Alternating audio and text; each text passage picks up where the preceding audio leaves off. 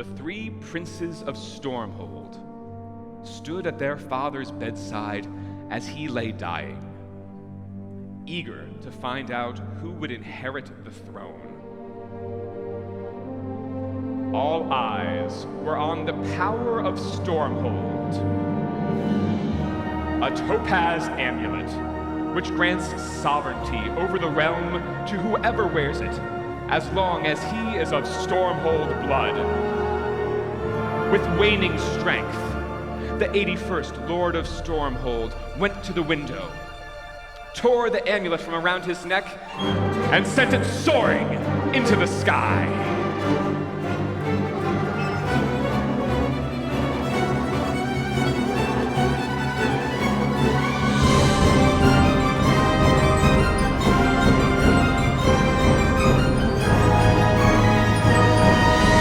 The amulet rocketed into space, knocking a star out of the sky.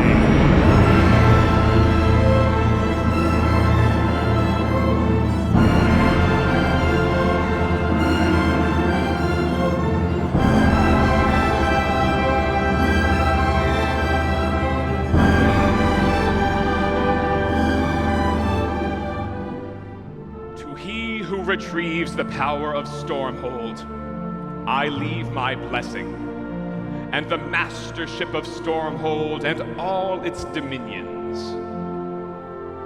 These were the last words of the 81st Lord of Stormhold.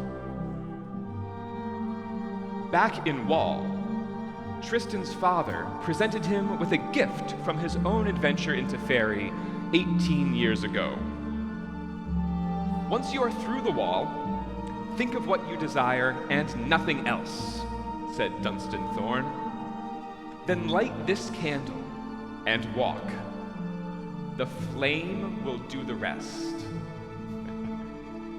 Tristan did as he was told, and with his first step through the wall, he was flying across Fairy towards his star.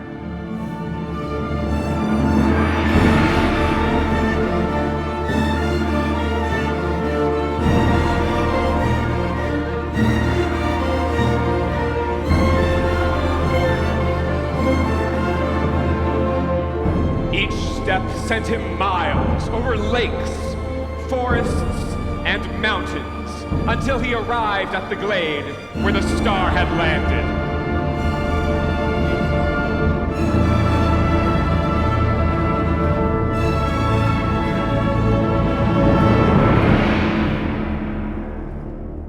The candle went out, and Tristan saw a pure white light radiating from a deep crater.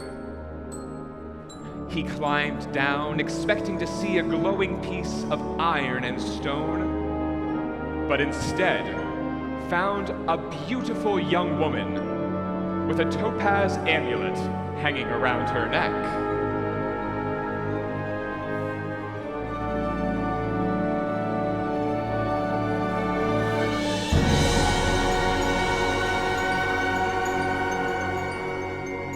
Tristan didn't know it at the time, but this woman was the star, knocked out of the sky by the power of Stormhold that she now wore.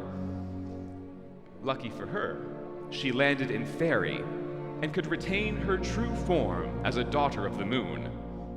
Had she landed in our world, she would have been nothing but a burnt-out meteorite, devoid of life.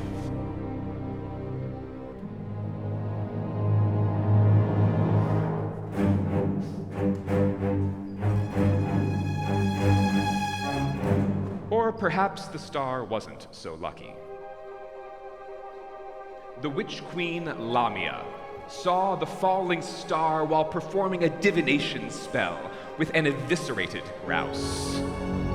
It had been 200 years since a star last fell in Fairy, and Lamia licked her lips with delight at the thought of fresh power. You see, the heart of a star grants youth and immortality to whoever possesses it.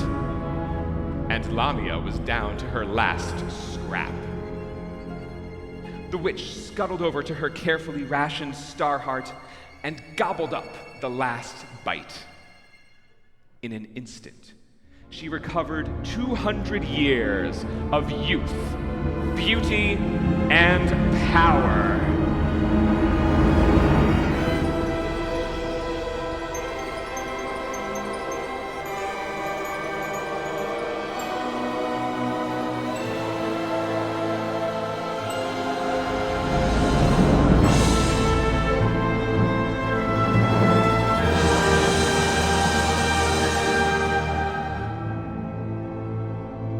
The witch set off toward the star, while at the glade, that same star struggled to her feet, wiped dirt off of her dress as she felt a tinge in her ankle. She must have sprained something when she fell from the sky. A young man approached and asked if she had seen a star in this crater. It did seem a rather silly question. Yes, my name is Yvaine, daughter of the moon, said the star. Tristan considered this for a moment, then wrapped an enchanted chain around her wrist and said, "Okay, you need to come with me to Wall." Back at Stormhold Castle, Septimus raced into the night after confirming Tertius was dead.